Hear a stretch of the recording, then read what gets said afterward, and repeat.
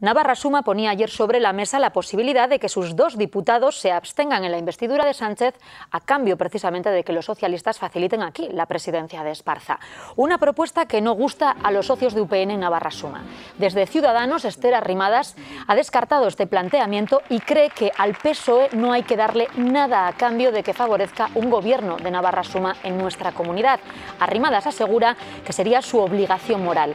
Por su parte, desde el PP, el diputado y anterior portavoz en el Congreso, Rafael Hernando, publicaba este tuit en el que daba las gracias irónicamente a Javier Esparza y se preguntaba qué capítulo se ha perdido para que ahora quiera evitar un gobierno con nacionalistas en Navarra a cambio de que en España, dice Hernando, esté gobernada por PSOE junto a PNV, Bildu o Esquerra Republicana. Hoy el secretario general del Partido Popular, Teodoro García Egea, ha asegurado también que el PSOE debe dejar gobernar a Navarra Suma en nuestra comunidad a cambio de nada, como hizo el PP hace 10 años en Euskadi cuando apoyó la investidura del socialista Patxi López.